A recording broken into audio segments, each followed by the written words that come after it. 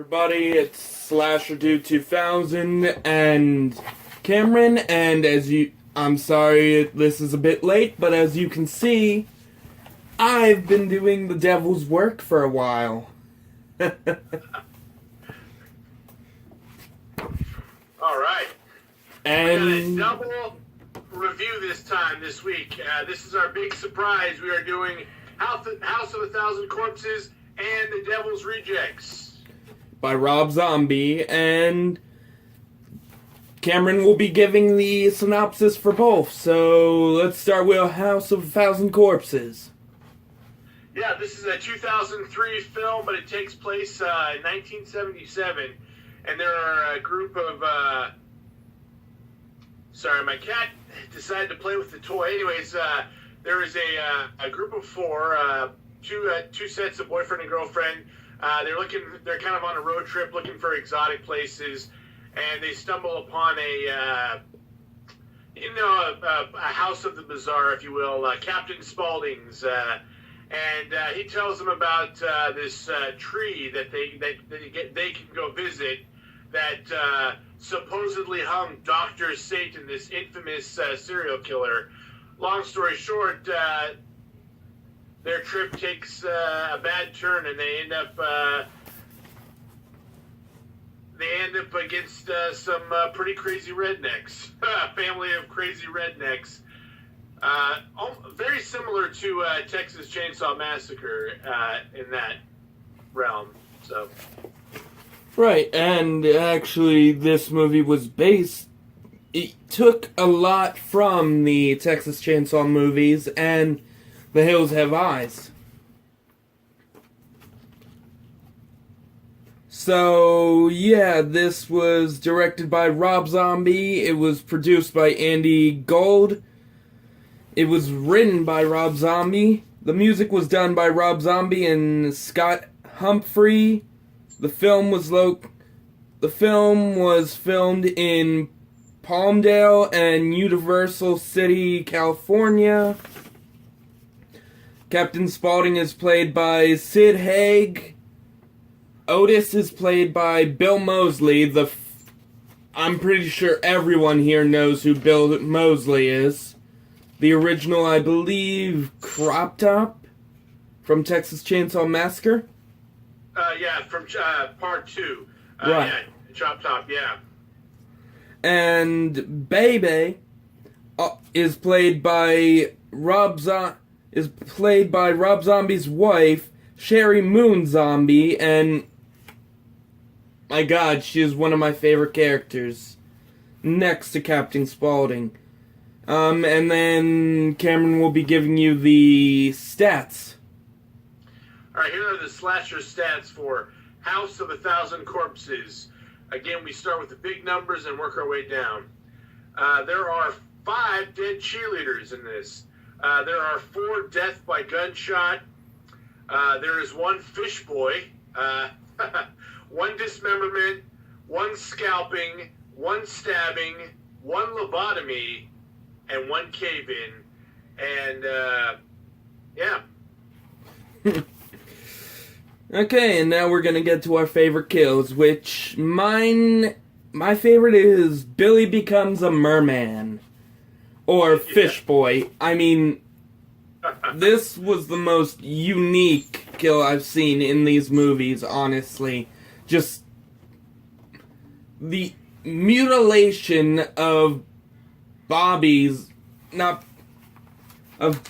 body is just gruesome. All you see is this big fish and then Bobby's head. Yeah. Yeah, no, there, like I said, there's a lot of kind of bland kills. A lot of it is death by gunshot. So when you, have Billy turn into this like work of art, this grotesque work of art, it really stands out as a very interesting kill.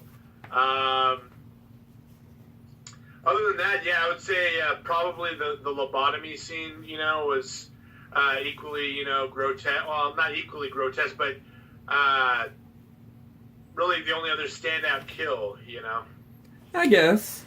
And least favorite kill would honestly be the first one of the movie, Richard's death by revolver, which, as we just said, it's a bit bland. I mean, I did like the jokes at the beginning of the movie, like,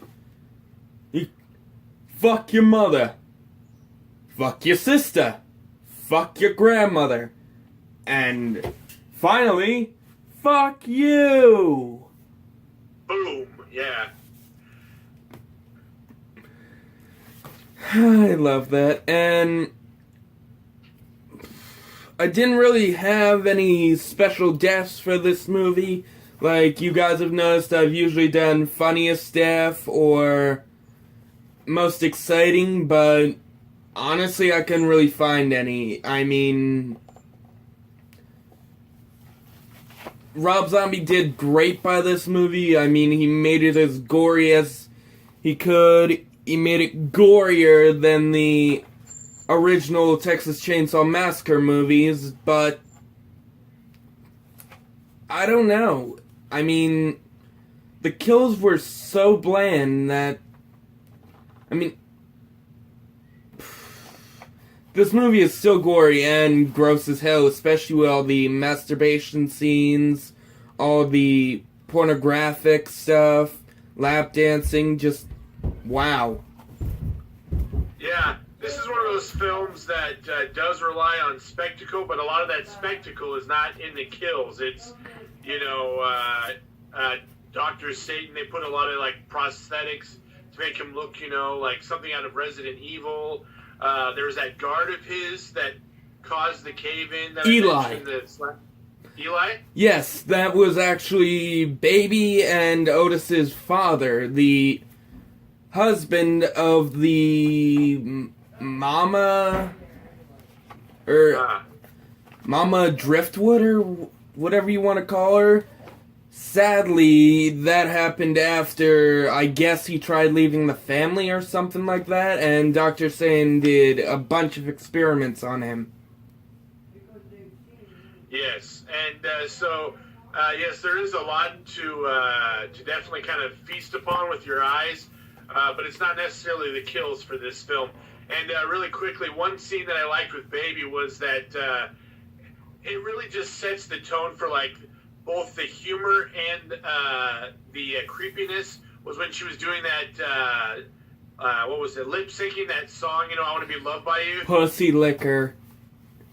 Yes, and it was just, it's just, it was creepy, and but she did it cute, in like a cutesy way, and so it just, it was definitely a memorable scene. And then I love the scene when they're all at dinner, and Otis is like, "Holy Miss Molly, got me a live one." And then they're all supposed to, like, it's supposed to be some sort of inside joke, but it's like we don't know what we don't know what they're talking about. And then that whole racist thing for, "Oh, let me go saddle up my mule," or something like that. Yeah. And honestly, sadly, this is Dennis Fimple's final film before he died. I believe that's the guy that played Dr. Sin. Huh. So yeah, there are a lot of great jokes in this movie, and if anyone hasn't seen it, go watch it. Yeah. Really quickly, I saw this movie in theaters with, I took my dad because I had no idea what type of film it was, and we actually ended up walking out about the time where the deputy and the sheriff get killed, and it wasn't until this review that I actually saw both of the films in their entirety, so... Wow, you missed out a lot. I'm still not a big zombie fan, but you got to take with my ratings with a grain of salt. So, like, they're going to sound really low, but for me, because I'm not a zombie fan, I'm saying it's actually, these two movies are some of his better work. I'm just really not a fan of his style, though. Yeah. So, I think we should move on to Devil's Rejects, which, if you guys don't know... what would you give House of a Thousand Corpses as a rating? A 7. For me, 4.5. But that's me being like, again, a lot of it is just the style of it. I'll go more into my spiel when we get to the Devil's Rejects rating. And if you guys don't already know, they are working on a sequel to Devil's Rejects. Yeah, 3 from Hell. It comes out sometime next year. Hopefully. Hopefully we don't get something like the last Friday the 13th movie that never showed up. Yeah. So, synopsis, buddy? For the Devil's Rejects, this came out in 2015, so about 8 2005. years. Really? Yeah. Came out in 2005. Okay, maybe that was maybe when the DVD or Blu-ray was released or something. Anyways, somewhere I got 2015. Long story short, the movie takes place about a year after the first one. In 1978. They do this prologue that's just like straight ripped out of Texas Chainsaw Massacre, where you got some stern person going over the case files. And long story short, there is this giant police raid, and it scatters the Driftwood clan, and it leaves basically Otis and Baby on the run, and they enlist Captain Spaulding in their, in their efforts, and they get together, and it's there's a lot more to it, but it's just basically them on the road, like going on a killing spree, and there is I believe an FBI agent who goes basically on a killing spree of his own. So, well, not really an FBI agent. It was an actual state cop. State cop, okay. And again, as he said, this is a sequel to House of a Thousand Corpses. It was directed by Rob Zombie once again. It had at least 3 producers, Mike Elliott, Andy Gold, and Marco Malitz. Michael Oven and Rob Zombie were also a part of the production. It was written by Rob Zombie, music was done by Tyler Bates, and the films were made in Cossack, Lancaster, and Santa Carlita, California. Sid Haig, Bill Moseley, and Sherry Moon Zombie come back in their original roles. Danny Trejo plays Rondo, so we have that great actor. William Forsyth plays Sheriff John Quincy Wydell, who's actually the father of one of the girls, I believe, that was killed in the original movie. He was the brother of the sheriff in the House of a Thousand Corpses. Right. And killer stats, please. Yes. There in the prologue, it mentioned they found 75 bodies. I don't know if we want to count that as off-screen kills, but I'm mentioning that they mentioned 75 bodies. There are 5 deaths by gunshots, so 1 more than the previous film. There are 4 stabbings. There is 2 dead naked women. There is 1 clubbing, 1 person run over by a semi, 1 person axed. There is 1 neck snap. There is 1 voluntary burning. And then this is the fun stuff. There is 224 F words, 2 people that get stapled, and 1 graphic sex scene. You're also missing the huge ending of multiple gunshots to our protagonists. Yep, you are very right. I did not factor that in. Okay, and we're getting to our favorite kills. Mine would be Otis, Baby, and Captain Spaulding's death. I mean, getting shot, 20 to 30 times while driving it to your death. It's a powerful kill in any movie I've seen by Rob Zombie. And that's only 4 of them I've seen. But yeah, I'm surprised. Go ahead. Yeah, Bill Moseley definitely has more of a chance to shine in this film. He has like 2 or 3 really good quotes. One of which you mentioned at the beginning of the film, which was, "I am the devil and I'm here to do the devil's work." Yes, something along the lines of, "The next thing that comes out of your mouth better be Mark Twain stuff, because I'm going to be etching it on your tombstone." And just a lot of like really great quotes.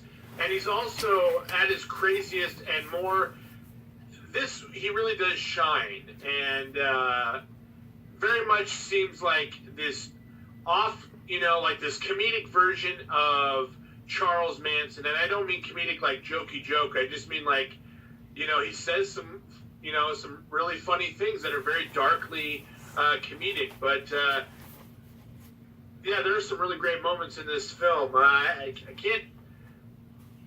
not really sure about favorite deaths, but one of my favorite scenes is that scene where he says that he's the devil and he takes on those 2 guys, because for a minute there he's getting overpowered. You're thinking, oh, maybe he might lose, but then he doesn't. He beats 2 men to death. Right. And my least favorite is Charlie's death. I can't really remember this. I believe it was one of the guys that was beaten down in the...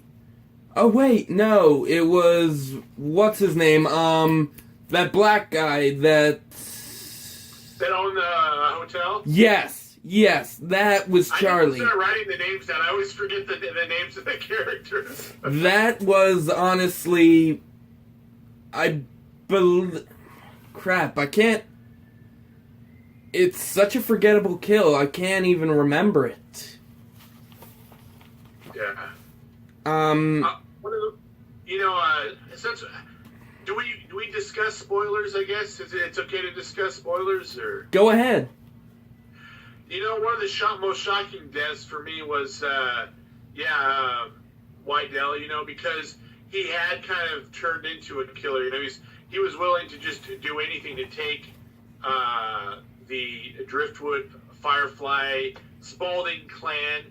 Interesting fact, all those last names come from Marx Brothers films. Rob Zombie is a big Marx Brothers fan, so am I. But it was just shocking to see, in a horror movie, one of the good guys sinking down to the level of one of the bad guys. And it was really shocking to see him die. It would have been interesting to either see him joining them or being the one to actually take them down. Instead, Rob Zombie avoids all convention, and he dies. And, so it's a little bit tragic. Honestly, I feel Wydell makes them look like the good guys of this movie pretty heavily. I mean, I'm rooting for the rejects. Most of you are probably rooting for them. I literally just wanted Wydell to die. Yeah. This movie is not as gory as the first, and this is sadly the final film of Matthew McGroy, who played Tiny Firefly in the first and second movie. Yeah. So we lost a great actor who overcame his disabilities, his looks, and became one amazing hillbilly killer in these movies. And thank you, Tiny, for killing Wydell. Yeah. He went out in a blaze of glory, his character. Right. And honestly, I've got to say, my favorite line is, "What's the matter, kid? Don't you like clowns? Don't you find us fucking funny? Don't we make you laugh? Now, if you don't have an answer when I come back here to check on you and your mama, I'm going to kill the living shit out of your mother." I bet that kid's gonna, remember that forever. He's gonna have clown phobia for the rest of his life. My God. Yeah. But honestly, if I'm planning to do a collection video of everything I have in this room, but Spaulding, I even have him on as one of my screen savers on my phone or my background, and I love his acting. He's honestly in the top 5 or top 10 clowns I've ever loved in a horror movie, next to Pennywise. He literally takes the top spot. I don't know if you've seen Terrifier. It's a big, discussion topic in the group Killer Flicks. But I think Captain Spaulding is my favorite clown. Yeah, as you said, somewhere around Pennywise. But I prefer Captain Spaulding over Terrifier, just because I think Captain Spaulding has a more interesting personality. I'm not trying to knock Art the Clown from Terrifier. I'm just, Captain Spaulding he's just more entertaining, When Right. you have killers that talk, and they talk and they still terrify you, that says something, sometimes when killers talk, it ruins it. You're not scared of them anymore. It humanizes them. But, Spaulding and the Driftwoods, they're always terrifying. I do not, want to be... Actually, I wouldn't mind being killed by Otis. He'd probably make me laugh before I died, so...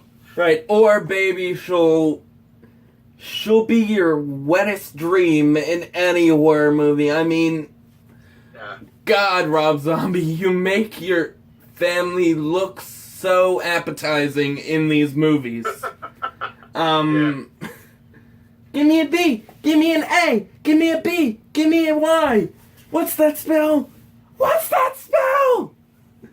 Baby? Oh, and then I remember I said, there was a lot of quotable lines. There was that whole scene about them getting ice cream. So here's a bunch of serial killers. They're trying to lay low.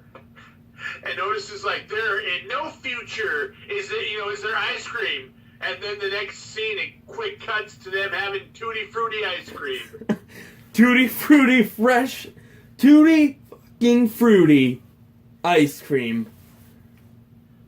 Yeah. Just to add some of that Captain Spaulding charm that he put into both movies. And he doesn't come in until later on in Devil's Rejects, say 15 to 20 minutes, I believe. But he still makes this movie amazing. I cannot talk enough about Captain Spaulding. I can't even do him justice. I love that character.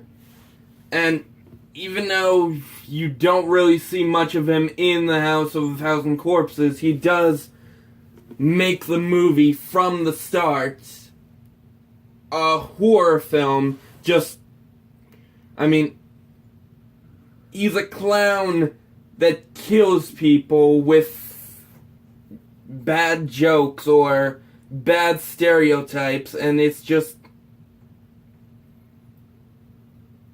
I can't find anything wrong with him that's not funny or terrifying. And Otis, again, you said he's poetic, he's just...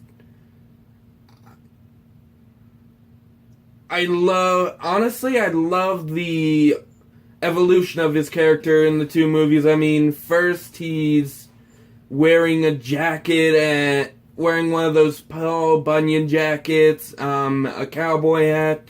He moves on later in the film to dress as a cult leader with all this black and white face paint. And then in Devil's Rejects, you just see him as this dirty, middle-aged man just terrifying people with these amazing lines. Yeah, absolutely. Like I said, Rob Zombie is a very talented director.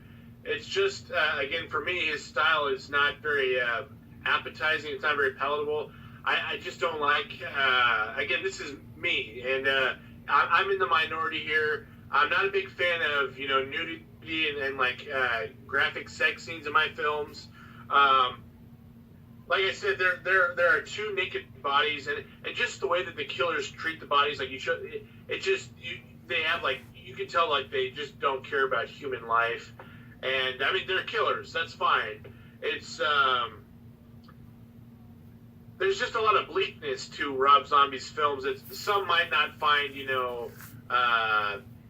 entertaining, but like I said, I can definitely recognize his talent. My rating for Devil's Rejects. Again, I put House of a Thousand Corpses at about a 4.5.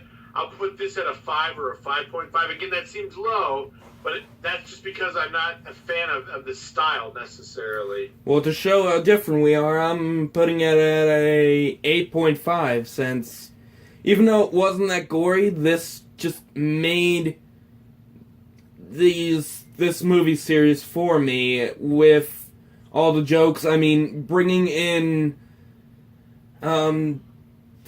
crap, I forget his name already. The guy that plays Machete, just Danny Trejo, just bringing that badass actor into this movie to just try and get rid of the rejects.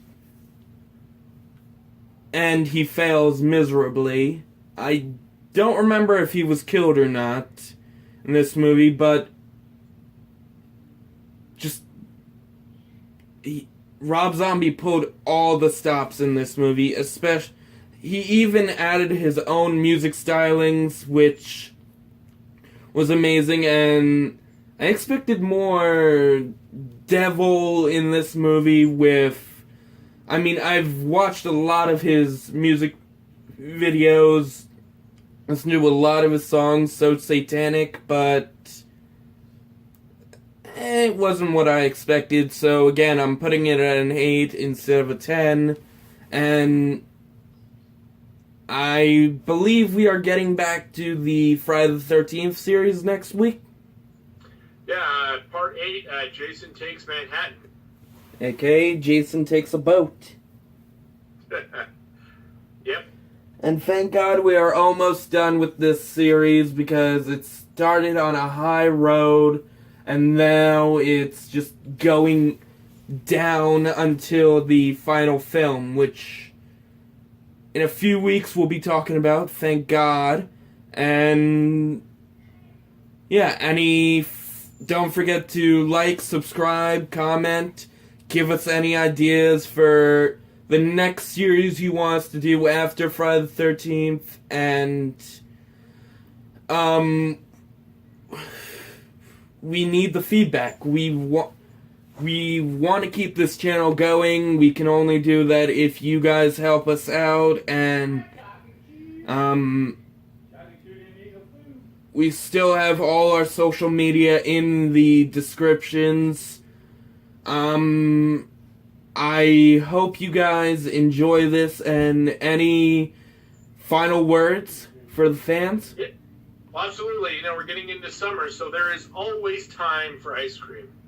And remember, people, eat fried chicken, and always support your local horror show and gas station. And also, don't forget to fuck your family.